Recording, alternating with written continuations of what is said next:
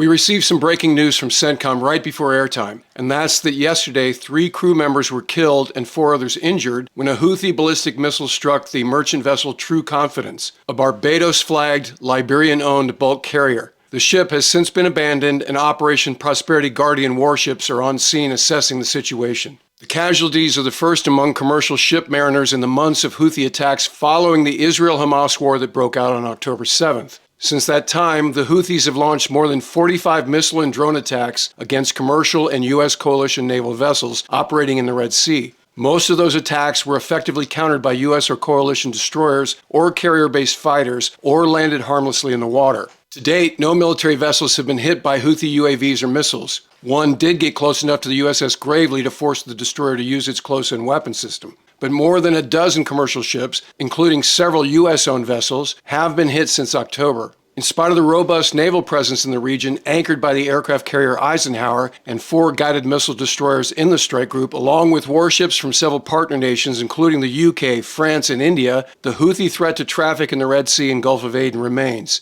Even 4 waves of airstrikes by UK and US jets against targets around the capital of Sana'a haven't stopped them. And the Pentagon still does not have a quote-unquote denominator that gives an assessment of the percentage of Houthi equipment the coalition has actually destroyed with the airstrikes. Deputy Pentagon Press Secretary Sabrina Singh said last week, "We know that the Houthis maintain a large arsenal. They are very capable. They have sophisticated weapons, and that's because they continue to get them from Iran." Another senior defense official told the Pentagon Press Corps that, quote, "They continue to surprise us. We just don't have a good idea of what they still have," end quote. I learned a lot at the Naval Academy, but one thing I didn't learn was money management. And when I got to Pensacola for flight school, my credit card collection started growing along with my debt. Debt for a car, furniture for my first apartment, a landline, remember those? And other utilities. That high-end stereo I always wanted, a sailboard, all kinds of stuff. Before I knew it, my ensign salary wasn't enough to pay my credit card bill balances, and paying the minimum just made the hole deeper. I so wish the sponsor of this episode, PDS Debt, had been around in those days. And if your credit card balances aren't going down now, this program is for you. PDS Debt has customized options for anyone struggling with credit cards, personal loans, collections, or medical bills. PDS Debt provides options that consolidate your debts into one low monthly payment. Everyone with $10,000 or more in eligible debt qualifies, and there is no minimum credit score required. Bad and fair credit accepted. They're a top-rated company on Google and have an A+ rating with the Better Business Bureau. PDS Debt is offering free debt analysis, and it only takes 30 seconds. Head on over to pdsdebt.com/ward to get your free debt analysis today. The link is in the episode description below, so check it out. Now it looks like the Houthis might have added another tactic to their attempts to disrupt global commerce.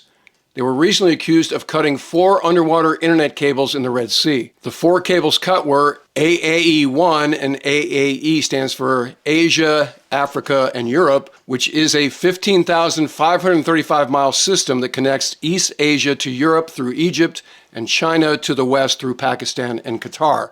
EIG, that stands for Europe-India Gateway, which links Europe to Africa and Asia and connects Southern Europe to the Middle East and India. The third cable was CECOM, which is owned by the South African company of the same name, which connects Europe, Africa, and Asia. And then the fourth one was TGN, which is a major link between India and the West. CECOM execs have said that it will take at least 2 months to repair their cable, and just like with commercial shipping transiting the region, the cost will be much higher than normal because of the increased insurance premiums due to current hazards associated with operating in the Red Sea. Hong Kong telecoms company HGC Global Communications announced the disruption earlier this week. As is to be expected based on the regions these cables serve, the cuts worsened internet connections in India, Pakistan, and East Africa. Internet providers have rerouted traffic, but because those lines are already being heavily used, doing that doesn't return customers' bandwidth to where it was with the Red Sea lines. And just like shipping, the relatively shallow Red Sea is a major passageway for the internet, with more than 15 undersea cables connecting Europe, Asia, and the Middle East. A Wired magazine feature back in 2022 called the Red Sea the internet's most vulnerable place on Earth. These days, when we think about internet access, we automatically equate that with Wi-Fi, and we conceive of that as something that travels through space. But undersea cables are the cheapest and fastest way to send data. And as a result, They account for 99% of internet traffic between continents, according to CNET. And the New York Times reports that Google, Facebook, and Microsoft have been running new cable systems, which can cost up to $350 million each. The cables are typically 16 slim fiber optic strands that transmit the data, surrounded by a layer of copper armoring to protect and stabilize the strands. The core is then encased in a polyethylene jacket. This lightweight cable, about the circumference of a human thumb, runs through the deepest parts of the ocean, where it's unlikely to be disturbed by activities like boat anchoring and fishing operations. As the cable travels into shallower water that sees more traffic, it's armored with additional casings that can reach about 2 inches in diameter. Laying a cable is a years-long process which costs millions of dollars. First, companies look at naval charts to plot the best route.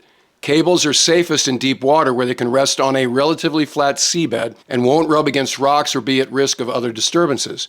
Once the route is plotted and checked and the shore connections are secure, huge cable-laying ships begin loading the cable, which can take up to a month depending on the number of spools required. Of course, communicating between continents using undersea cables isn't new. On July 29, 1858, 2 steam-powered battleships met in the middle of the Atlantic Ocean and connected 2 ends of a 2,500-mile-long, half-inch wide cable, which linked Europe and North America by telegraph. The first message between UK's Queen Victoria and US President James Buchanan took over 17 hours to deliver at 2 minutes and 5 seconds per letter by Morse code.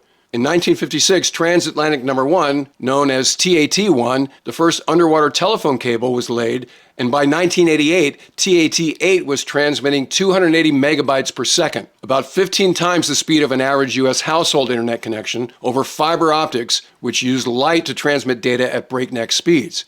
Today, there are around 380 underwater cables in operation around the world, spanning a length of over 745,645 miles. Damage to these cables isn't necessarily rare and can be caused by natural disasters like the storm that took out the internet in Taiwan in 2006 and Hurricane Sandy in 2012 that cost an estimated $71 billion to repair and knocked out several key exchanges where undersea cables linked North America and Europe. But 2/3 of cable failures are caused by accidental human activities, fishing nets and trolling, and also ships' anchors. The rest of the human disruptions are malicious, and what researcher Nicole Starosielski describes in her book, The Undersea Network, as security by obscurity, meaning groups can't target something they don't know about, is no longer a sound defense strategy. Undersea cables have also been the target of spycraft over the years.